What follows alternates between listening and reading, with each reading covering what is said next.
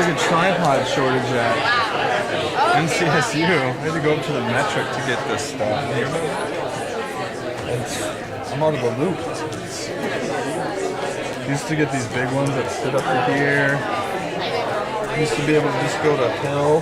Now I have to go up to the metric. But let me tell you. Yeah, it's a really impact. You know what's not complaining? Can I swipe in here? Yeah, let's do it after. Okay. Let's just see it. So yeah, we're going to be talking about LinkedIn today. We're going to talk to you about what is LinkedIn, why you should use it, as well as how to build your LinkedIn and make it better and keep it updated, as well as how you can use it to land internships and jobs and network and help build your career off of it. So how most people use LinkedIn is a little bit like this, metaphorically. They sort of just create one because they feel like they should have one, and they leave it at that. They don't update it. They don't realize what all you can use it for. And that's what we're hoping to convey to you all today. And so when you do use that approach, what is the result? You'll have something like this. And this is what mine looked like for about half a year probably. Because I created it, I entered in my email account, and this is what it looked like for a while. Or hopefully by the end of this presentation, you'll understand why this is not what you want it to look like. James, if I'm an employer, I don't know what James looks like. I can see one job that he's had before, but I can't see why I should hire James or why I want to reach out to him. So we're going to talk to you about how to make yours a lot better than this one, and how to make it something that employers really going to be impressed by. So why should you use LinkedIn? Well, if you just look at the statistics, it shows you a really good reason. 2 members every second are joining LinkedIn, and the average salary of the people who are on LinkedIn is $86,000 a year. I don't know about you guys, but that sounds like a pretty good number to me. 1 through 5 years of experience even. I would definitely take that salary. And over 8 million businesses are on LinkedIn, which gives you an even better opportunity to connect with these businesses and learn more about these companies that you're hopefully going to work for one day. Okay, so we're going to have a little competition. Very little, but so networking is what we think is your most effective job searching tool. So we're going to have a first, second, and third place if you can guess the closest amount percentage-wise of jobs that are found through networking. So if anyone has, okay? 67%. 67? I'll say 80%. Okay. And you? 58. 58. All right, so you hit it right on the head. It's 80% of jobs are found through networking. So Right. you're up first, second, Third place gets one piece of candy. Not to call you out for getting third place. right here. Alright. Do you want caramel or dark frosted caramel? My handy assistant. So the way we've broken this presentation down, we want to kind of simplify it for you guys into beginning, intermediate, and advanced skills using LinkedIn. Everyone in this room is going to be at a different stage, and this is just an easy way to follow from beginning to end. Whether you're picking up an intermediate or you're all the way to the advanced section, you'll be sure to learn something all the way through. So we encourage you really to just pay attention beginning to end.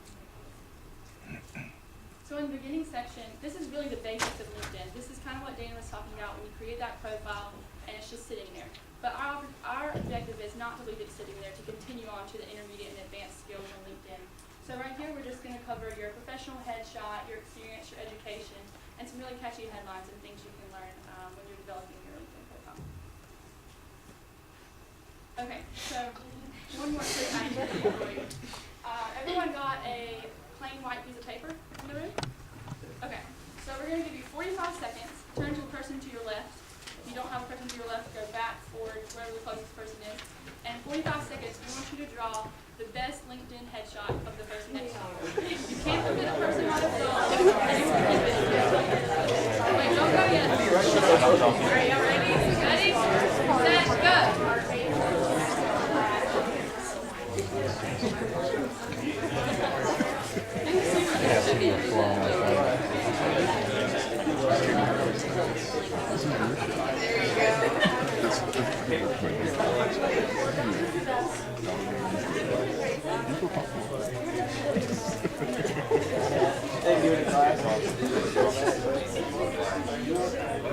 Class.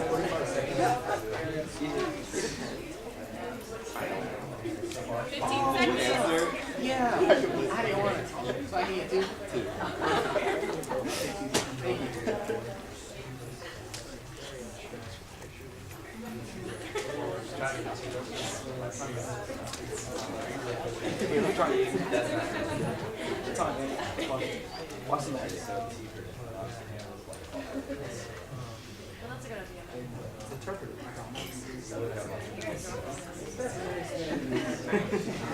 right, time's up.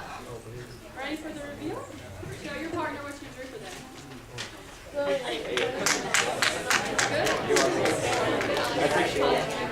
I worked very hard on it. All right, so how many of you guys want to use that headshot for everyone. It's awesome. Your hands are truly terrific. Everyone in here is probably an artist. Alright, so basically the point of that activity was just to get you thinking about some things that you want to keep in mind when you're taking a professional headshot. So just a couple of tips that we suggest to students when adding professional headshots to their LinkedIn profile. You always want to wear business casual or business professional clothing. So since it's a headshot, it's pretty much just head and shoulders. So you can just throw on a nice button up and maybe a suit jacket for the guys. Ladies, you can just put on a nice blouse or a button up. And then make sure your background is plain. So you can stand against a white wall or just a solid colored wall. You can even, throw in a little creativity in there and go outside and have a nice nature background, and that's perfectly okay. The one thing that you always want to keep in mind is do not use a selfie as your professional headshot. Don't be this guy. Shower in the background, his phone right there. Just don't do that. Going off of what Lauren was saying about the headshots is the two on the right are both really good examples of what to do for your headshot, because one is your professional headshot, which for obvious reasons, but also if you have a picture of you doing what you do at your job. So this might be a teacher or someone who is doing a lot of public speaking, a professor, anything like that, and that gives a skill that someone can automatically see just by looking at a picture of you. Alright, so the next thing you're going to want to do for your LinkedIn profile is to add a summary. For your summary, you're basically summarizing your skills, your transferable skills, your technical skills, and also your natural strengths. And you're outlining your past experiences and your future goals for what you want to do in life, for your careers and things of that nature. And this can be updated as often as you would like. People's goals change. I know mine do. I'm sure these two can agree with me. Your goals are going to change, so it's okay to change your summary every once in a while as you adjust your goals and things of that nature. Alright, the next section that'll show up when you're creating your LinkedIn is your education. So this is what it'll look like on LinkedIn. You'll put North Carolina State University, your degree. You can put your graduation year, which I definitely recommend because that could be useful for different internships. If people are looking to hire people graduating in 2016, or if they're looking for an internship, they're going to look for someone who's not graduating until 2017 or 18. So putting that can be really useful for those reasons. You can also put different honor societies you're in, different clubs you're in, so they can automatically see that. And then where you see projects right here, that can be different academic projects and other types of work projects that we'll go through a little bit later. And then organizations such as volunteer organizations, maybe you volunteer at Habitat for Humanity, different things like that. And then there's also a place for recommendations, which we're going to go through later, but that can be a very useful tool on LinkedIn, is getting people to recommend you. Then after education is your experience section, which can be one of the most important. This is where, compared to a resume, LinkedIn should be one of your best friends during college, because your resume is limited to one page. So that's where you have to prioritize what you put. You have to sort of limit yourself, and you have to choose, and I have to take this away, but I really wanted to include it. Well, with LinkedIn, you can put as much as you want about your jobs that you've had. And an example of this is things that you had to take away off your resume, you can include here, as well as different jobs. So for example, I worked at McDonald's in high school, and I can't put that on my resume because I'm graduating college and that was a job I had 6 years ago. But I can put it on my LinkedIn to show I've been working for a while and to show off different transferable skills that I learned at that job. Again, same with the resume. When you're talking about your experience, you want to quantify. So for this example, things such such as $400,000, things like that, where you don't use vague statements but you quantify, as well as going above and beyond your base job description and including accomplishments that you had at your job. So we really encourage you guys to kind of expand on this. This is really the point of expanding on experience beyond your resume. For example, I know senior year in high school I was involved in Key Club, and I organized a Special Olympics event for my entire county. And though I've been in college 4 years, my accounting experience is really trumping that leadership experience. But that's going to show employees when they're looking at my LinkedIn that I am dedicated to something, that I'm passionate about Special Olympics and any other volunteer activities you have. So this is really your opportunity to hone in on those things that you've accomplished, because we all accomplished a lot of things. All right, and then your next thing is going to be your headline. This is where you are really going to basically summarize down to a few words who you are as a person, your current experiences, your future goals. If you have a specific career goal, this is where you're going to want to highlight that. Something to keep in mind with your headline is that employers use an algorithm where they search keywords and it starts with your headline. So that's definitely something that you want to include in your headline as keywords for positions that you're interested in. Morgan is an accounting major, so she will put something like accounting or, the career path that she's interested in.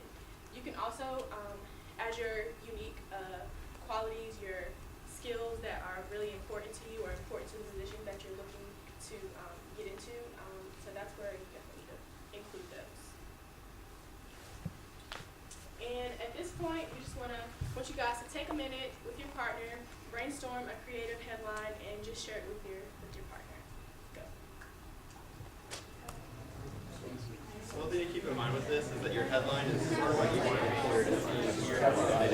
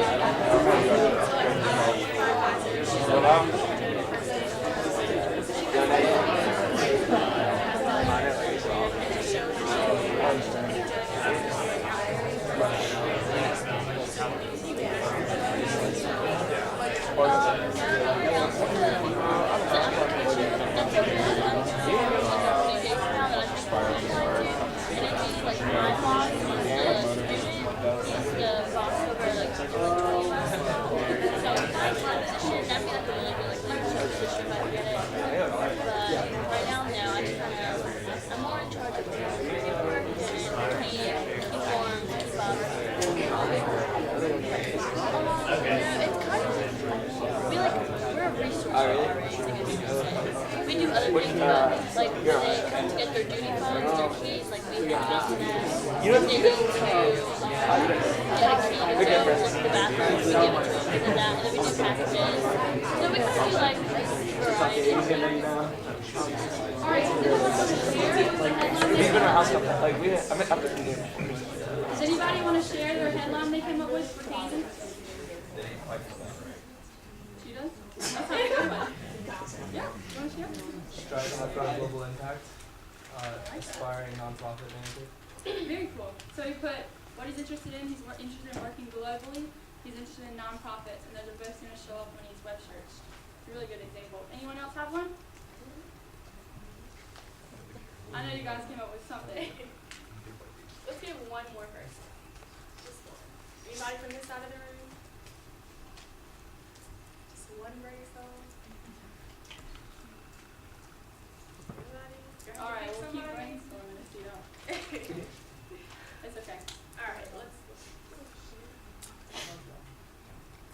Okay, so the next section we're going to move into is your intermediate skills.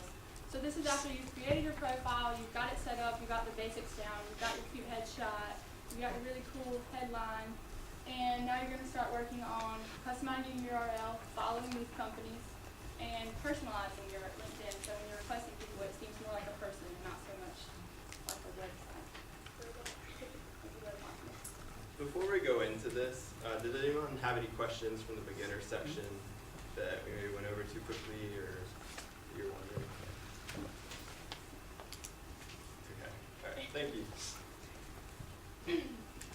All right, so your first step is going to be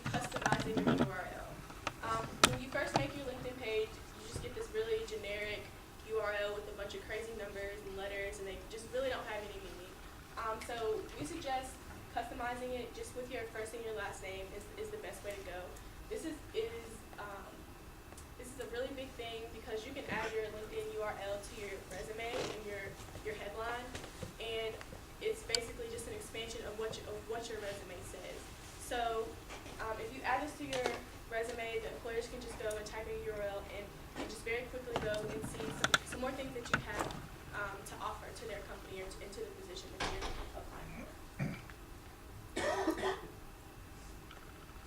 Alright, so the next thing is personalizing your connection request. So when you connect with people on LinkedIn, if you just, looking at that section that says like people you may know, and you hit connect, it just sends a generic, I want to connect with you on LinkedIn. And we don't suggest using that default message box. We suggest going to the person's profile that you want to connect with and writing a personal connection request. Just highlighting, where you met the person, the reason that you want to connect. So we have an example up here. This person is writing to Kelly, and they say, it was great meeting you at the career fair. I really enjoyed speaking with you, and I would love to have a follow-up conversation with you whenever you're available. And I would love to stay in touch and possibly hear about some opportunities within your company. And this is a good way to spark the recruiter's memory, or just maybe a friend. It's a good way to spark their memory if you spoke with them, like it says, at a career fair, if you met them at any point throughout your life. So don't forget, always write a personal connection request. But a good point on this is you cannot personalize that request right now when you're using your mobile device. Right. So if you're wanting to really personalize that connection with an employer you met at a career fair, or maybe someone you applied for a job and they've given you the opportunity to link back in with them, go onto your computer and kind of take that extra step. It's going to be noticed and it's going to be shown, just like following up after any first meeting with you. And so next we have the notifications tool. So I just found out about this about a year ago through working at the Career Center. So if you don't know about this, and I didn't know it was a year ago, then we need to talk about it. So I know you guys have gotten the emails, if you're already on LinkedIn, of your connections changing their headshot. Your connection has updated their job profile. And sometimes they're sparse, sometimes they're too much, and they just get annoying. I know you guys have had those before. So if you didn't change this toggle from yes to no, your connections are also getting annoying emails. And that's not a bad thing if you are changing huge things. You got a new job, you changed a huge experience section. You want to keep that on. But Dan can show you, I think we're going to show you exactly where to find this on your LinkedIn profile, and keep that on, toggled on to no while you're updating, while you're changing small things. It's just a handy tip not to bog people's emails down. Yeah. So if you go, click on your profile when you're on LinkedIn, where you're editing it. This is mine. It's right here. So it's right at the top right of your screen. And the story I have about this is I was hanging out with some friends when this is when my LinkedIn was really young. And talking about like a baby or something. But they kept saying, Dan, I keep getting these emails from you. It's like, what are you talking about? And they're like, yeah, your LinkedIn keeps telling me that I need to check out your new stuff and that you've added all these things. And they say they were getting about 10 emails a day from me. And that's where you really want to turn this Notify Your Network off while you're still building it. Once you're comfortable with it and you think that you've sort of gotten to a good level with your LinkedIn, then that's where you can toggle that back on to where if you have a new job, it will update people and stuff like that. But while you're still building it, you want to keep it off. Right, because it notifies you for every little thing. If you have a misspelling in your summary and you go change it, they will get a notification if it's not off. So please. Okay, and the next one is just following those companies and the groups on LinkedIn like we talked about, the 280 million people, companies that are on LinkedIn. This is not only going to expand your knowledge of the company, but also show the company that you're really genuinely interested in them. So I know that if you're applying for an internship and you follow the company on LinkedIn, maybe that's something the recruiter is going to look at and see if you kind of just last minute decided to apply, or you've been following them, you've seen their network updates, and you've seen the articles that they're passionate about. And that's just really going to help you really in the networking side, which is also how you're going to get your jobs. Like we talked about, I know it's kind of awkward when you're talking to recruiters at career fairs. Sometimes you don't know exactly what to say. When you're following their LinkedIn, you can say, hey, I saw this post. You guys are interested in this volunteer opportunity. I didn't know you supported that. It's really cool. It's something I'm passionate about. So it's just an easy way to spark conversation and keep you in the know. Yeah, an example of this is an interview I had about 3 semesters ago at this point with John Deere. And during the interview, when they asked me if I had any questions for them, I mentioned that I followed them on LinkedIn and I saw some different advances they were making and some where they were ranked really highly in Forbes for something, and I brought that up and asked them questions about that. You know, how did you achieve that success? And showing that you follow them on LinkedIn and talking about it, that shows enthusiasm for the company. And really, when it comes down to it, that's what companies want to see, is that you are enthusiastic about working there. So that's a good way to start. All right, so now that we've gone through the beginner and the intermediate sections of this, does anyone have any questions yet, just to make sure if there's anything we haven't covered, anything you want us to elaborate on? So now we're going to go through the advanced section, which is really where LinkedIn is extremely useful, because it shows you how to utilize it to its fullest potential. It's where it's useful enough as it is with being like an elaborated resume, but these are some tools that we're going to talk about that most people won't know about. Some of these include the alumni tool, which is really cool. Using it to set up informational interviews, which y'all are going to learn about is one of the most important things to do during the job and internship search. How to give and ask for recommendations, as well as uploading media of things that you've done, which can be really useful, as well as using it for a job search. But before we get into it, we're going to do another activity. So this might get a little chaotic, but so what we're going to do is we are going to, it's like a networking activity to show you the importance of networking.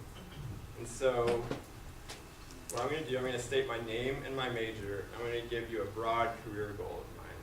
And then if one of you either is in a field like that, or you know someone that can help me out, such as if I want to work at a company and you know someone that works there, or if I want a job title, like if I want to be a vet and someone knows a veterinarian or is related to one, if you could stand up and I'll throw the yarn to you, and I might miss. But so does everyone make sense of how this is going to go? All right, so I'll start out. My name is Dan Oliver. I'm a senior in statistics, and I want to work at SAS someday. Does anyone know anyone that works at SAS? Okay, oh gosh. All right. Which one? I think she stood up first. Even though that guy. It's all yours. I just like dug her grave. She was the first response to it. All right, here we go. I apologize. I'm looking at a line of people I might have to take down.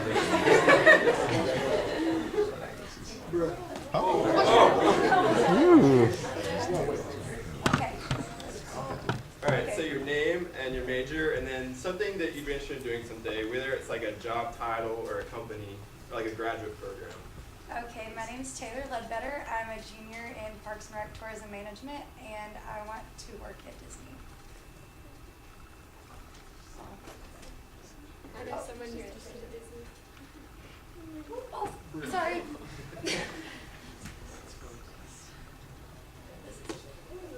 My name is Jenna. I'm double majoring in political science and finance, and minoring in French. I want to go to law school. So does anyone know like a lawyer or know anyone that's in law school right now? Oh, she's So close, I'm sorry. Why is that? I'm Ramya Vishwanath. I'm double majoring in poli-sci economics, and I also want to go to law school.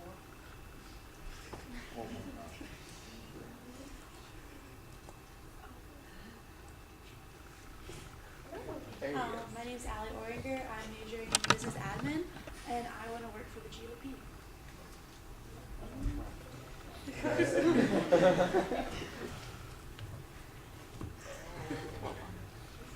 I'm Manu Gargea. I'm double majoring in biomedical engineering and economics, and I want to work in the healthcare industry. I would stand up.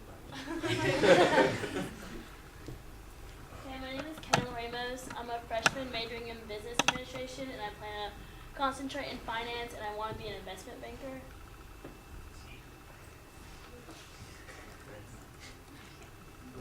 Sorry.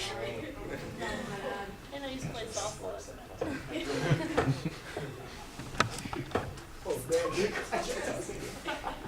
Are you okay? I feel like it's like strangling you. Hey y'all, my name is Luke LaHaye. I'm double major in finance and economics, and I want to work somewhere with ag business. Yeah, works at Butterball.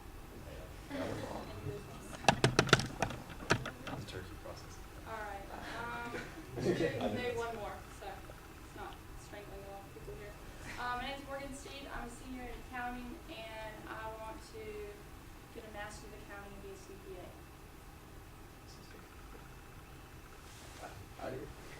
Yeah. No.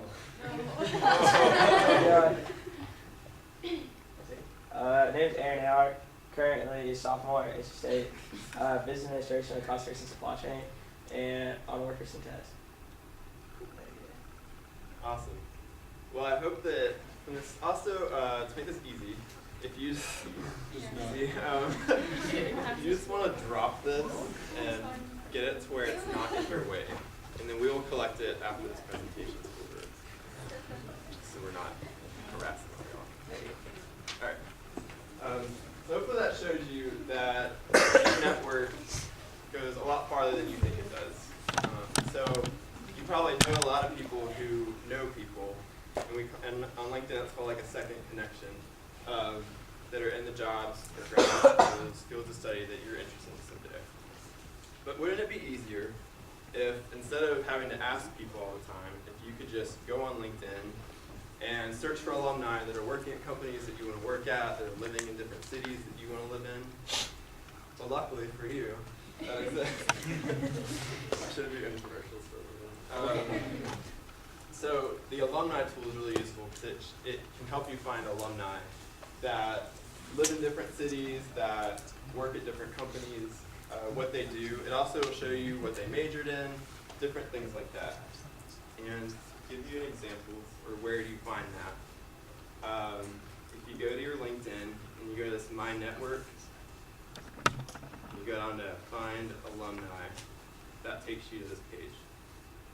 So essentially what you see here is you can see, so let's say, like I said, I want to look at SAS during the yarn activity. If I click on SAS, that'll show me people that went to NC State that now work at SAS. So what I can do there is, first of all, like we talked about, where you personalize your connection request, I would click on those people, send them a connection request, and talk about why you're connecting with them. This is especially useful going back to personalizing it. So what I would say is, so say, talking to Danielle.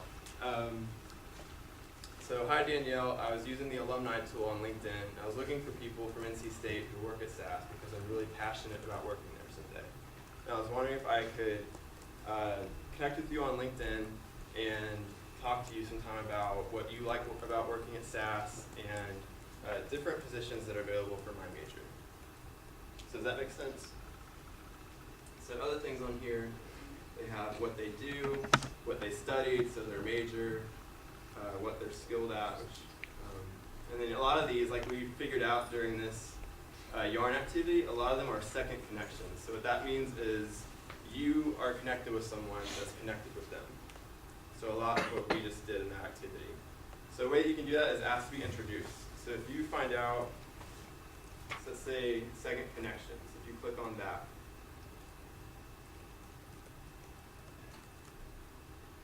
what that means is, so this little icon right here shows you how many common connections you have. So let's say Angela is doing something I'm interested in. We have 6 common connections. What I would do is talk to Prashant or Gary, who I'm connected with, and then ask if you can be introduced to Angela. And that way you can talk about why you want to be introduced to them, that they're in the field that you're passionate about as well. And that can be a really good way to network as well. So does that make sense to everyone? Does anyone have any questions about that? So a useful way that I just utilized this tool was I studied abroad in Edinburgh, Scotland this last fall, and a part of my application was kind of promising to myself and to the study abroad department that I was going to try to network with someone there and connect with someone there in my field, just kind of broaden that global scope of accounting. So this is something I used to see if there was any alumni. Presently there was not when I went to Edinburgh. It's not that huge of a city, so it wasn't terribly surprising, but just cool things like that you don't even think of. You can connect with people from all over the world. I mean, people from NC State are doing incredible things, as we know. So.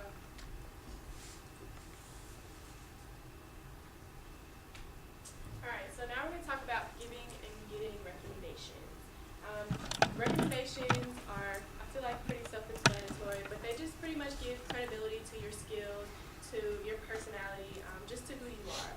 So, first of all, give recommendations when you're on LinkedIn. If you've worked with somebody and you know they're really hardworking, they have great public speaking skills, they work so well in a team environment, give them a recommendation and highlight all those skills. And then here's just a little checklist of things you can do. First of all, open with a really attention-grabbing line about that person or about, like them in general. And then next, describe the relationship you had with them. So, if you worked with them, if they were a supervisor and they were just a really good supervisor and they made such an impact in your life, say that in your recommendation. And then talk about the traits that stood out to you when you worked with them. And then give some personality. Mention an experience that you had with them that was super memorable, something that you'll never forget that made a really big impact on you. And then close by saying, I give them my highest recommendation. And then next, you ask people for recommendations. And be very, very picky about who you ask for recommendations. These people should be extremely credible. They should be, sometimes high position if you've worked with them. Make sure that they're just a really great person and that they can give you a very valuable recommendation. So an example of how you can use this as a student is Morgan and I have recommended each other on LinkedIn because we presented with each other before. And so we were able to talk about how that presentation went and what type of Morgan's work ethic, teamwork skills, presentation skills. So it can be someone that you've done research with, that you did a group project together, but it could also be your boss. Like I've had my boss at an internship write one for me before, and I wrote him as well. And someone that you've worked with, like how Morgan and I work together, you can write those. So those are your options at the collegiate level on how to use recommendations to your advantage. Yeah, do you have a question? Yeah.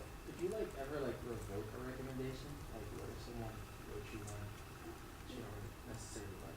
You can choose whether or not you add it to your profile. So let's say someone writes you a recommendation, but they're really just trolling. Yeah. Like, oh damn, I don't like him. You can choose. You get to choose whether or not you add it to your profile officially. So you can just choose to ignore it for the time being.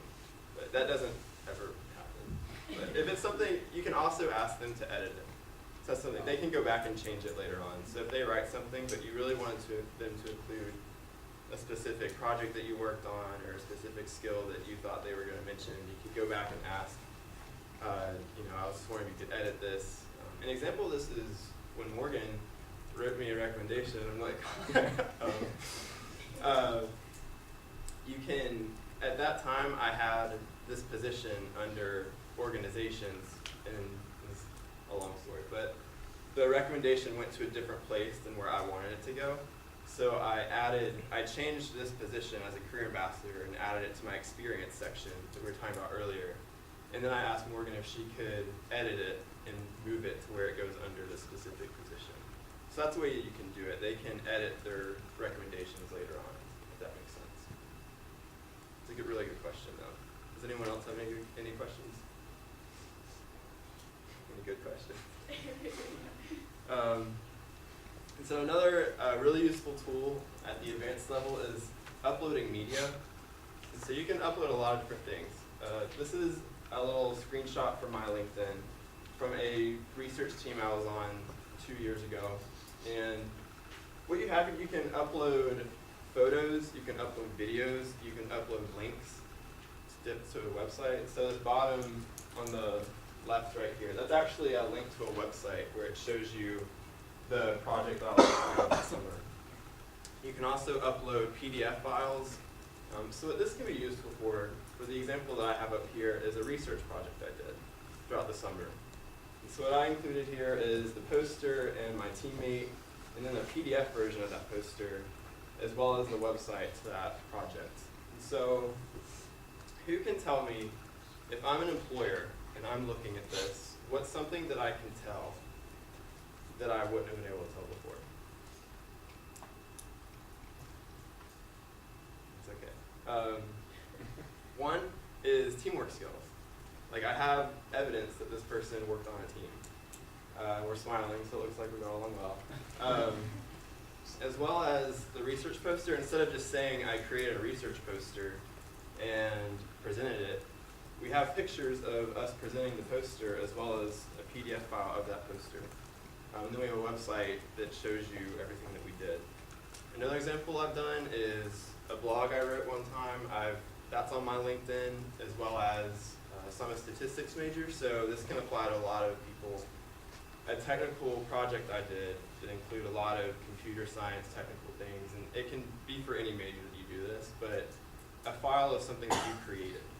So a picture. So for me, it was a plot, a statistical plot that I had made in a program. But for you, it could be a model that you created, like a figure, anything like that, any type of project. What you want to do is give it a personal note too, because LinkedIn is sort of unlimited for you. So the media upload tool can be really useful. Are there any questions about that, the media part?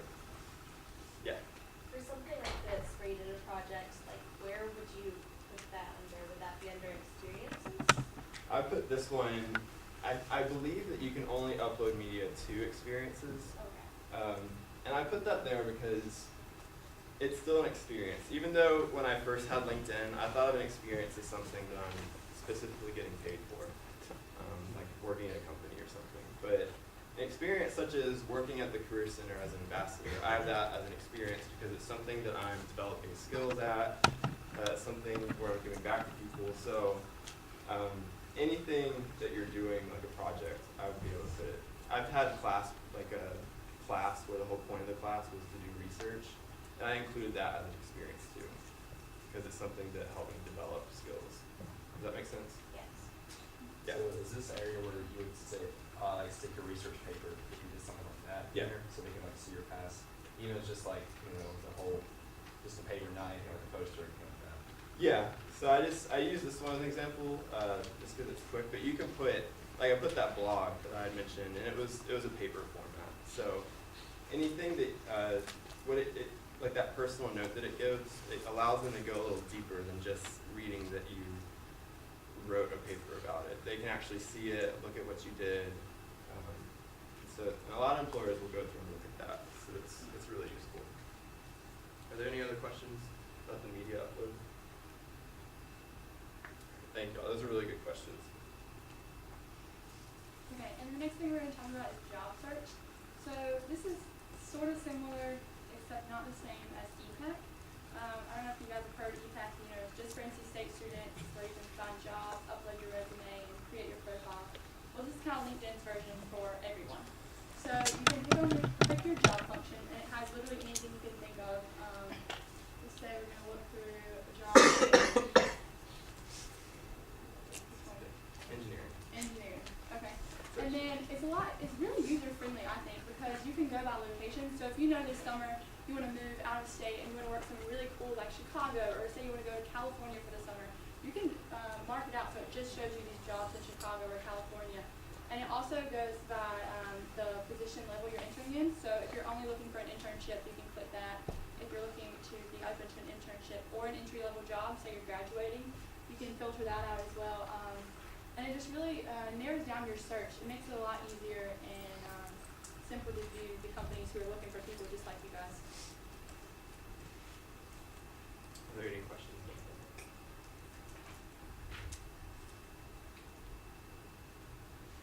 And then the last thing we're going to talk about is University LinkedIn. So this is a website that's specifically for college students, and it has a lot of the basics that we've talked about today, going through the basic, intermediate, and advanced skills of using LinkedIn. But it also goes into a little bit more depth and has some more expansion. So if you're still curious about a lot of things with LinkedIn and how you can utilize it, this is a really cool website to visit. And it is specifically for us, so it's a lot easier to tailor through and realize ways that you can update your LinkedIn and make yourself stand out, as we're all fighting for the same jobs as students.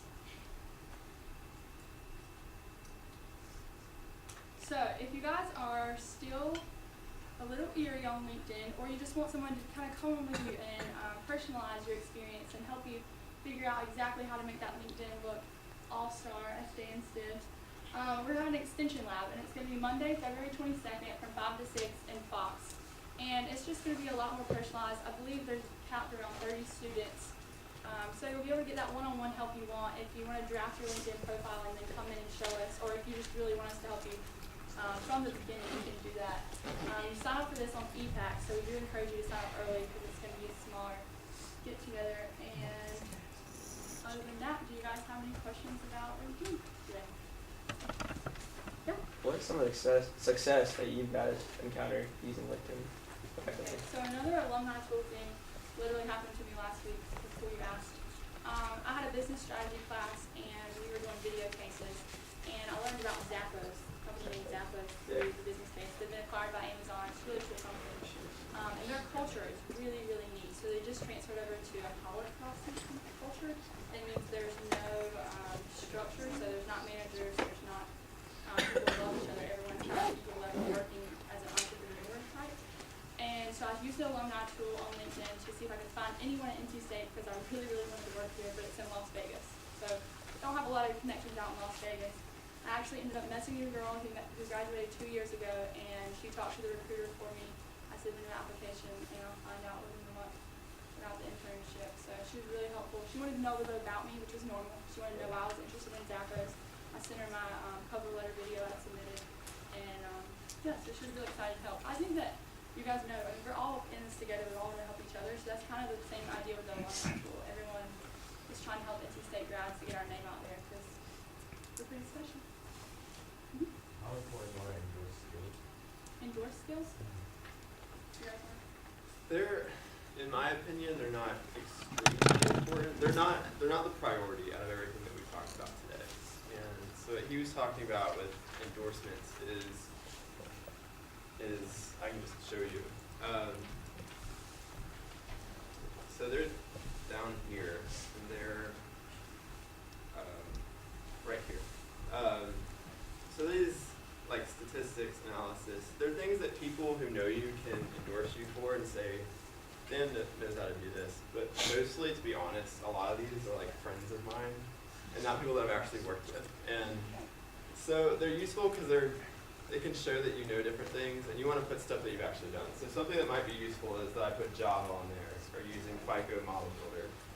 And that can be useful showing different programming languages that I know. But in terms of priority, it's pretty low. But it's pretty fun. Every time I connect with someone, I just click all those pluses. So it can be fun for that. And then any other questions? Talk about LinkedIn like it's my favorite website in the world. Facebook.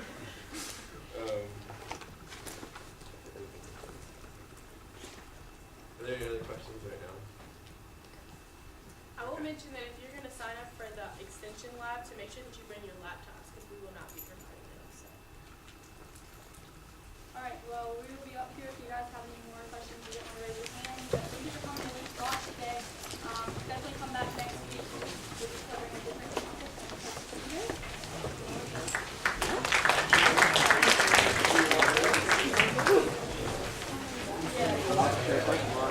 Thank you.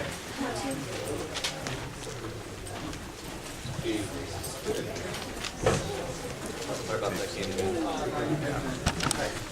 Here you go. Promise you'll give us that. Thank you.